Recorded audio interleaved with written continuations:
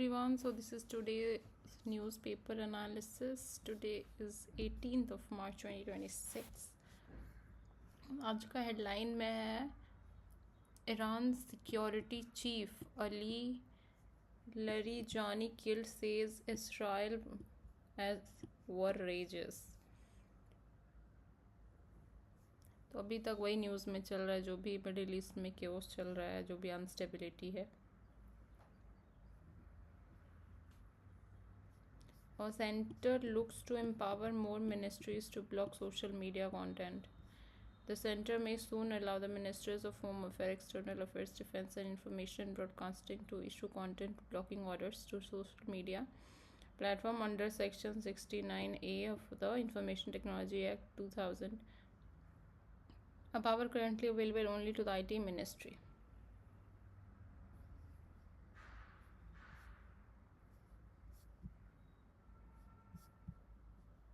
आगे बढ़ते हैं। We are only looking for the news which will be important for our exam perspective. बाकी बहुत सारे पॉलिटिकल न्यूज़ हैं which we will ignore.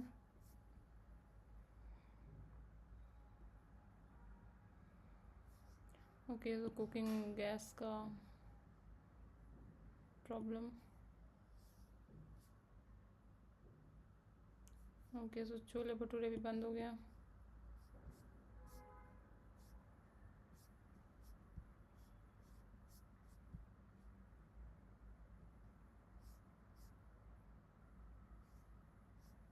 Parliament में हुआ है passes appropriation bill ensuring steady LPG supply, speeding up production, says our finance minister.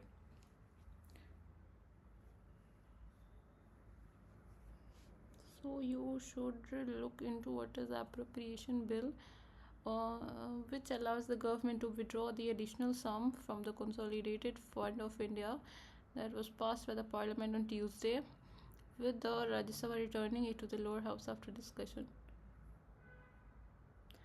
She spoke on the West Asia conflict and its impact on LPG, which was raised by the several members. The minister said nearly 65% of India's LPG requirement is imported, of which 90% comes through the Strait of Hormuz, leading to the speculation of whether LPG will be available. There are enough reports on how we are ensuring a steady flow during these turbulent times. Not only are there steady streams of shipping lines coming in, but domestically we are also ramped up for the capacity of production of LPG.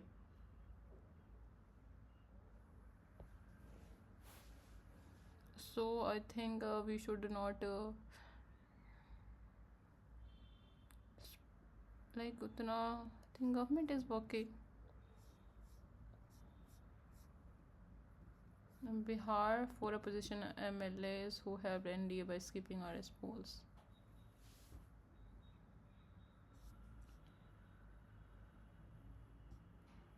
ठीक है, तो waste Bengal में चुनाव आने वाला है।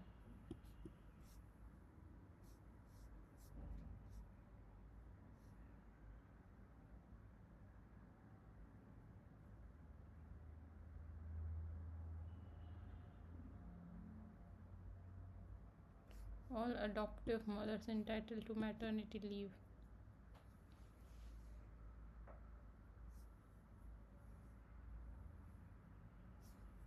अक्षय पात्र foundation 5 billion meals हो गया है। ठीक है,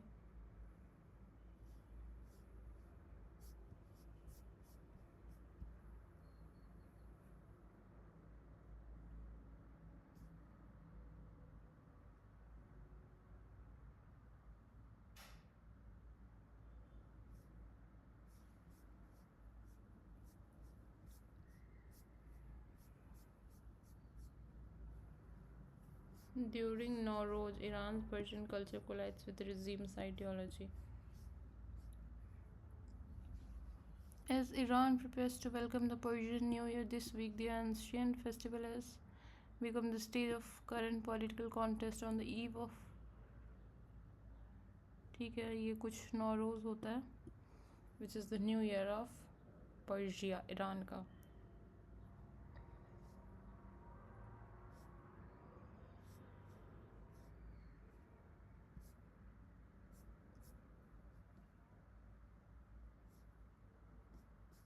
This is about India's GDP debate. Right questions, wrong numbers.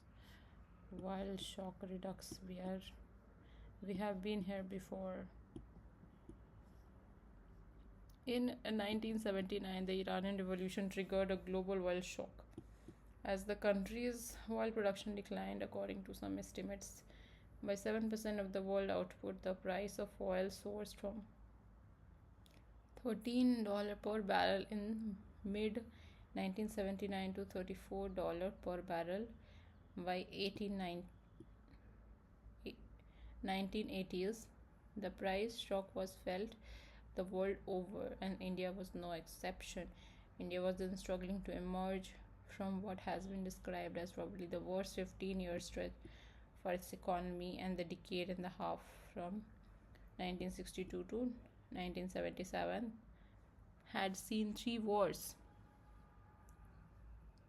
Fast forward to the present, the current conflict in the Middle East, which has sent oil prices soaring, has come after several shocks to the Indian economy over the past decade and a half, from the taper tantrum of 2013 to demonetization of 2016, the COVID pandemic, and the Russian-Ukraine conflict. These back-to-back shocks has been inflationary and have exerted pressure on the rupee and twin deficit and impacted the country's growth momentum. India again is no exception, no matter what their point of origin. The reverberations of these crises,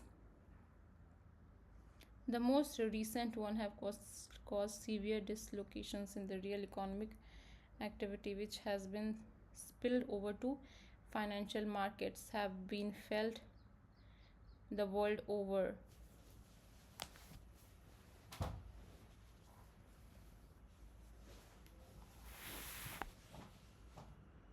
In 2022, the surge in the energy prices had contributed in the part to fall in the Imran Khan government in Pakistan.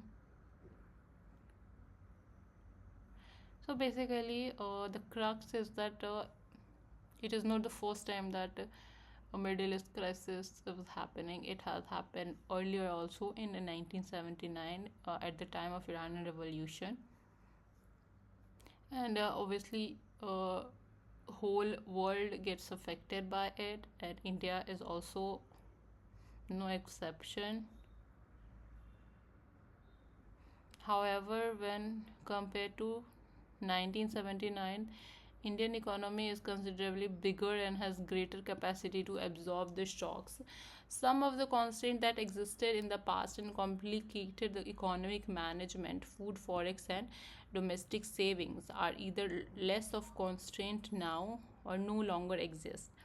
But the energy constraint, India imports 85% of its crude oil requirement, 50% of natural gas needs, and over 60% of LPG demand is likely to disappear anytime soon, making it particularly vulnerable despite the steady expansion in alternate energy capacity. So it is saying that earlier we were not such a big economy, but right now the condition of India is like really strong. We have a bigger and greater capacity to absorb the shock, but the energy constraint, that is, this is a real problem. India imports 85% of its crude oil requirement, 50% of natural gas need, and 60% of its LPG demand, and is unlikely to disappear anytime soon, making it particularly vulnerable despite the steady expansion in alternate energy capacity. So although India बड़ा है, अभी India का जो economy है bigger and better है, but still the energy security जो है वो बहुत ज़्यादा मतलब अफेक्ट हुआ इस चीज़ से, क्योंकि हम लोग 50% natural gas, 85% crude oil and 60% LPG को इम्पोर्ट करते हैं. While some estimate that the price shock now, when adjusted or for inflation, is lower than during the Iranian Revolution in 1979 or during July 2008. If the energy market disrupt sustain, They can exert pressure on India through many channels. Some of them are which are already evident. Economic activities will be disrupted. Restaurants and hotels are already feeling the pain, as per some reports. Rationing and hoarding will follow, impact the household and firms, and the black market for LPG is already set to have emerged. Inflation will rise. Price pressure are reportedly being felt across several commodities. The rupee will come under pressure. Money is already flowing to the US dollar, and so will the twin deficit. The fiscal will possibly take a hit as the government try to cushion the blow owing to the political compulsions, while a widening current account deficit at the time when the capital inflows have slumped out will make macroeconomic management challenging. History is likely to repeat itself, even if imperfectly. With the pain now being felt through not is equal measure by the sellers of energy, Iran and Gulf countries, and the buyer. India is not alone. European consumers will feel the pain, as will Americans. The calculus of the conflict should change. A prolonged war will soon become a political unpalatable as the threshold of the pain are breached. In the US, the cost of gasoline have now crossed $3.5 per gallon, up around 60 cents from a month ago. Donald Trump is unlikely to want the mid-term elections to be held in the shadow of stock market in the red, and the while above $100 political compulsions will hopefully prevail. So I think this is a good article, and it is like optimistic and a hopeful article, that although we have like faced these kind of challenges earlier, and now we are hopefully Trump will try to keys all these things. Okay, so let's see. Moving ahead.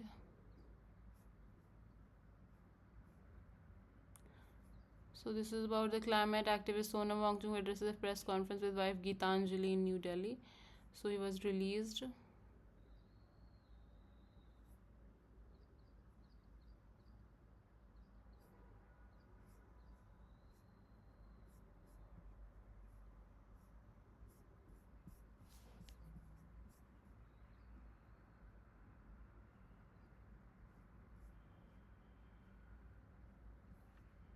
So it is like Trump is saying that NATO's refusal to help Iran a very foolish mistake.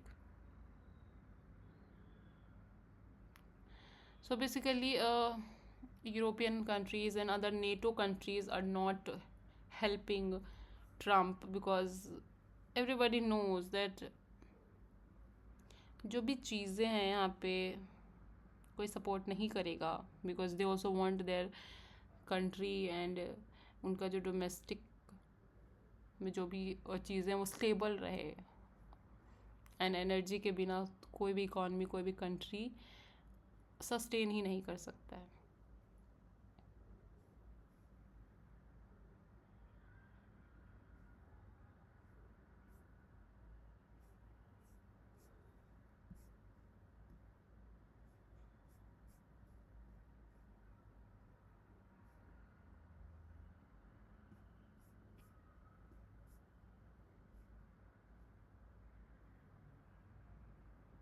Again, it is about Iran.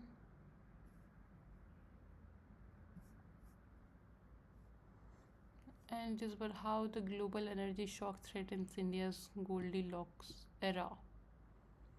India has always been dependent on the world energy producer on the account of it having import a vast majority of fuel needs. But the last half decade, starting with the Russia's invasion of Ukraine and the US-Israel attack on Iran, the subsequent closure of the Strait of Hormuz has shown how vulnerable the economy is. The impact is already visible on the rupee, which has contend with the weak foreign direct investment and portfolio outflows over the last 1 year. The Indian currency, which fell below 90 to 91 rupees per dollar in December, breached 92 earlier this month and ended at 92.38 on Tuesday. Okay, So yeah, it is like ठीक है, एक हम लोगों ने cover कर लिया, that is enough. सो ये कोई बिल आ रहा है, why transgender protection amendment bill has attracted criticism. So ये भी बिल है, let it pass, let it become an act, then we will discuss it.